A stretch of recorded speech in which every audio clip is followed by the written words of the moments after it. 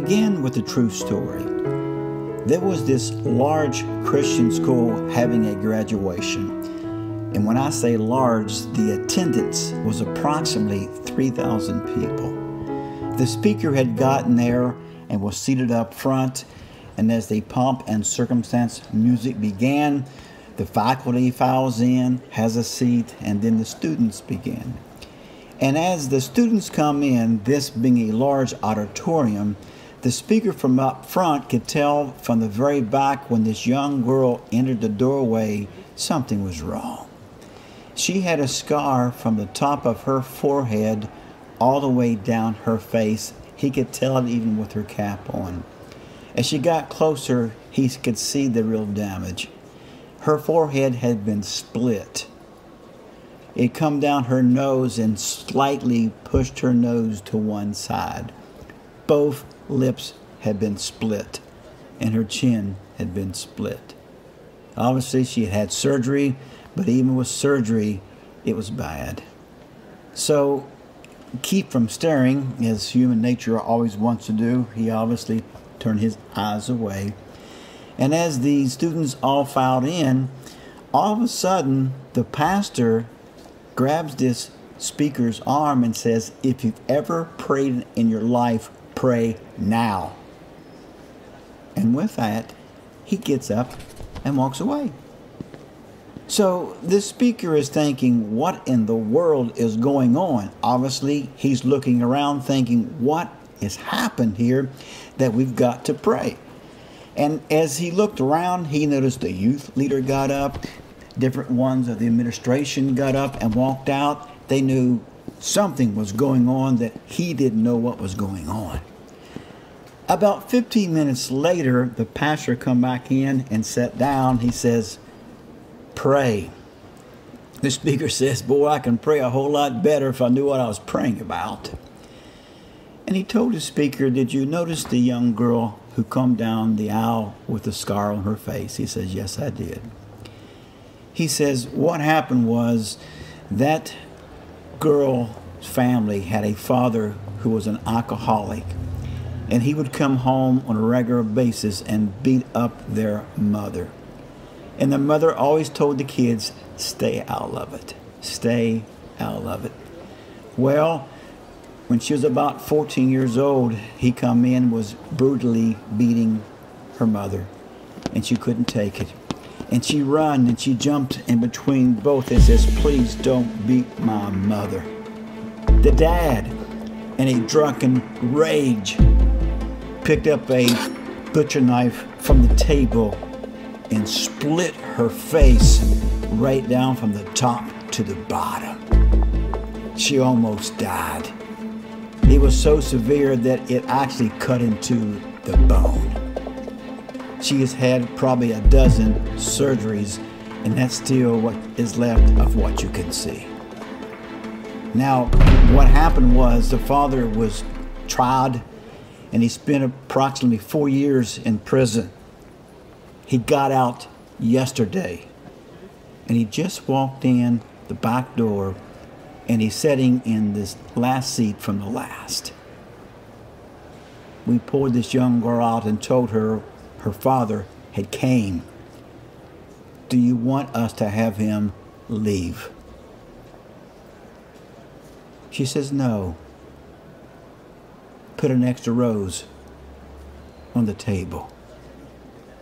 As they do traditionally, each student will take a rose to their parents and give them a rose and go back and be seated.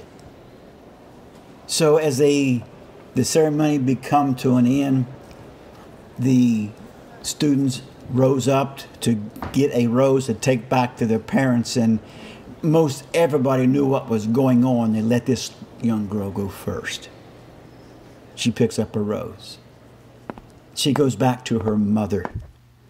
It's dead silence. You could hear what she said. "Mom, pray for me. I want to forgive him." She come back and got another rose. She got about halfway back and stopped. And it appeared that she couldn't do it. But she took a deep breath and she walked back to her father and says, Dad, I love you. And Dad, I forgive you. Please love me. Everybody heard it. There was no altar call given, as they do in churches on a regular basis, normally not at a graduation. But when that happened, there was probably about 500 people come down to the altar and seeking God. Because, you can preach words in a message, but when a message of the gospel is lived out in person, it affects people. Because there's a God in heaven that gives us grace to be able to forgive.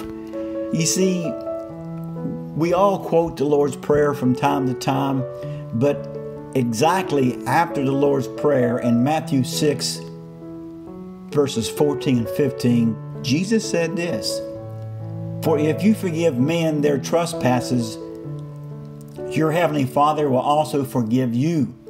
But if you forgive not men their trespasses, neither will your Father forgive your trespasses. You see, we all want to go to heaven. And truthfully, we've all been wronged. But when we are wronged, we must forgive. Because if we do not forgive the people who wronged us, no matter what it may be, then God will not forgive us. I've been tempted to be bitter, but I'm thinking, you know what? I don't want my old sins coming back to me because I want to be forgiven. I've had the privilege for several years to be in and out of prison, to be able to speak to inmates. I've been on death row several times. I've been in the blocks where the worst of the worst prisoners are kept. And these are the people that their families most of the time has given up on them. Hard people. And I've been in one of these blocks, they call them. I've gone to the prisons where it's supermax. They have done something bad in prison to get put in this prison. And they put them in cages when I preach to them. I can only speak to 6 at a time. They bring them in handcuffs and leg irons, put them in cages and lock them in. And I remember one time, and every time I go into prison, I tell these men, I love you. And I was in a spot where 2 brothers also spoke up when I said I love you, that I love you too. Because even hardened people responds to love. And I've told these men, what would it do for you if someone would send you a letter saying, I forgive you? I was on death row one time, which is called privileged death row. I was speaking to 9 men on death row. We were around a table setting, privileged meaning that they was not in cages. We were sitting around a table. I was speaking to them. We had one guard and the men. I'd go around the room and say, brother, how are you and how's your family? I remember one time this one brother spoke up and says, I don't know how my family are doing because since I've come here, they've written me off. What good would it have do this man if someone would say, you're forgiven? That does not justify the crime that people has done. But to be able to forgive, think about this. There's probably someone in your life that you have done tremendously wrong and they may have nothing to do with you. What would it do for you if you would get a phone call or a letter and say, you're forgiven? Let's turn that around. There's people who's done you wrong. And bitterness begins to set in and we want to see revenge. That's God's department. That you would simply pick the phone up, write a letter, text, and say, I am wrong. Please forgive me.